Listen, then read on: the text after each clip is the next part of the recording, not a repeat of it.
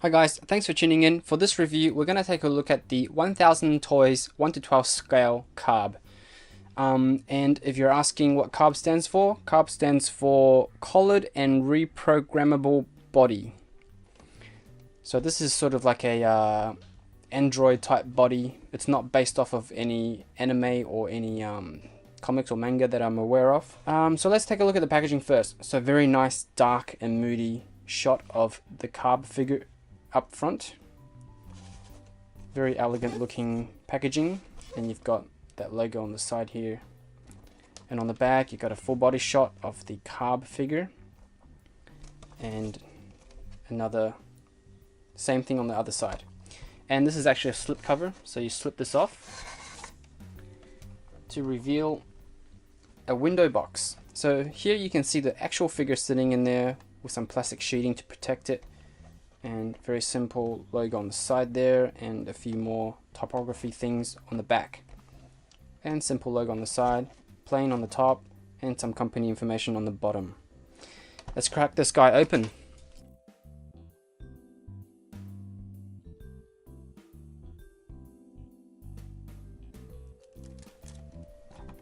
And here is the figure out of the packaging. And he doesn't actually come with any accessories, so we'll go straight into the design and detail. And here is a closer look at the figure, and man, he looks deadly. I don't know if he's got a backstory or anything, but as far as I can tell, he looks like a deadly ninja cyborg assassin, and I love it. And unlike the previous white version, the synthetic human, he doesn't have a removable face, so he just comes with the one face. And I really love this off-center kind of cyborg eye, and it's got a nice little red glow in there, which is cool. And the rest of the body shares the parts with the previous version as well, except this one has the robotic arm and also the robotic leg.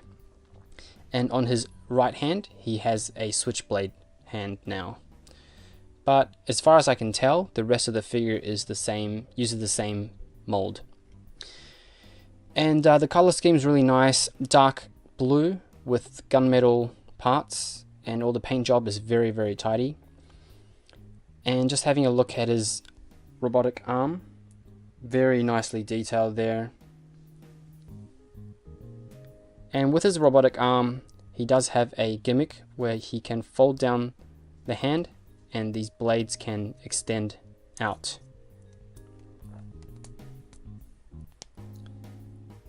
And I guess this is probably his primary weapon. Unfortunately, the blades don't really lock in very well. The bottom one's okay, it's kind of held in by friction, but the top one is very loose on my figure, so I'm not sure if it's supposed to lock or anything, but the top one, as you can see, it kind of just goes back in with gravity. And on the other side, he's got the switchblade finger, so that's pretty cool. I guess he can stab people like that. And he's also got a switchblade on his right foot, so that's pretty cool. And the robotic foot is very nicely designed, very nicely sculpted, and very nicely painted. I love that little hint of red coming through the middle and also the back. And now onto the articulation. Starting with the head, he can look up that high and down that far. And he's got side to side tilting, pretty good range there, and all the way around. You do have to make sure that you straighten out the neck every time you rotate the head, otherwise it kind of goes off center. So yeah, really good range of motion in the head area, so that's really good. And coming down to his shoulders, he can lift up his arm that high and down there.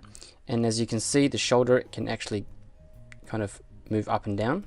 So he's got like this nice, it's like a butterfly joint, I guess, but it also goes up and down. So he can basically roll his shoulders around. So that's really good. He's got bicep swivels all the way around up here.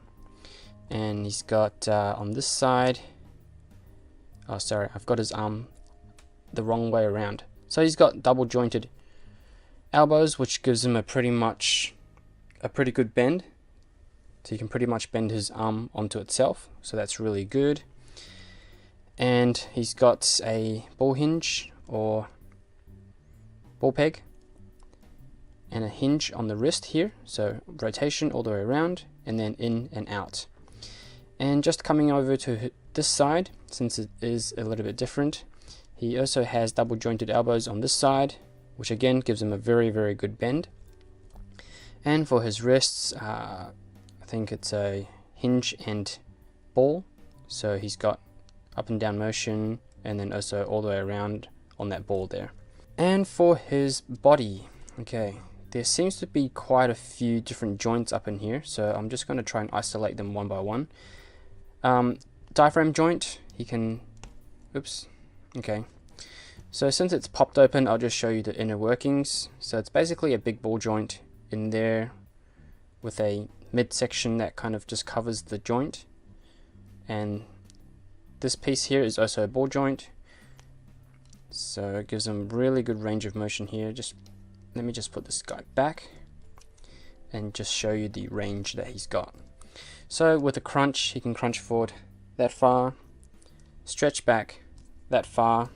He's got side to side, very, very good side to side motion there. And obviously he can turn all the way around. Let me just straighten him up. He is a little bit tricky sometimes because the midsection doesn't like to straighten up that nicely. And then with his waist, he can rotate at the waist. And I think it is another ball joint here, so he's got good range of motion from the waist as well, and also side to side. So he's basically got 3 ball joints up in here. And with his legs, he can split that far. He can kick forward that far and back to there. So pretty good range there. And he's got thigh rotation up here, so all the way around. Double jointed knees, so it gives him very deep bend there, basically back on itself, so that's really good. And with his ankles, he can point down that far up to there, rotation all the way around. He's got nice deep ankle pivots, both inside and out, so that's pretty good. And then he's got a toe joint which bends up just a little bit under 90 degrees, so very good range of motion there. And on this robotic leg side, he doesn't actually have a toe joint, but you can point his feet down that far, up that far, and the ankle pivot is pretty much the same as the other side, so very good range there. And just showing you the knee bend, pretty much back on itself again.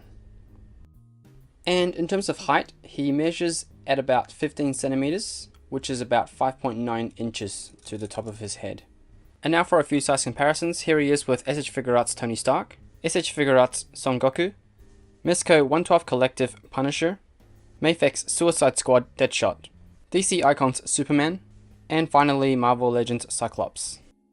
Sometimes I feel with figures that I don't know the backstory about, or one that doesn't have a backstory, I'm actually not sure if this one does or not, it's kind of hard to connect with the figure itself.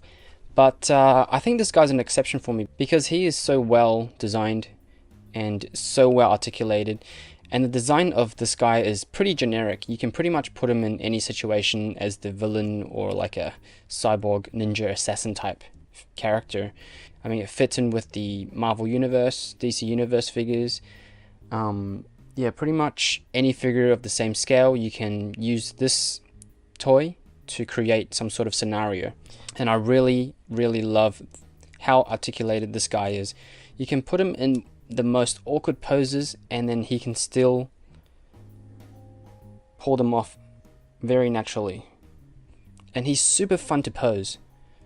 You can have hours of fun just trying out different posing options with this guy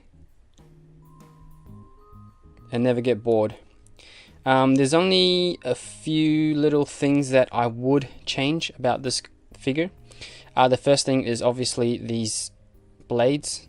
They don't lock in place when they're extended, so they tend to kind of just slide in and out, so that's a bit of a pain in the ass. But I do like the design of these blades. It looks really cool. And also the hands tend to pop off quite easily. Like, I didn't even have to use much force and it just pops off. So very minor nitpicks, but other than that, this is a really fun and great figure to have. If you like robots, if you like ninjas, if you like cyborgs, this thing is pretty much right up your alley. And that pretty much concludes my review of the 1:12 scale collared and reprogrammable body, or aka CaRB, by 1000 Toys. Hope you guys enjoyed the video, and please don't forget to subscribe, and I'll see you guys next time for another toy review.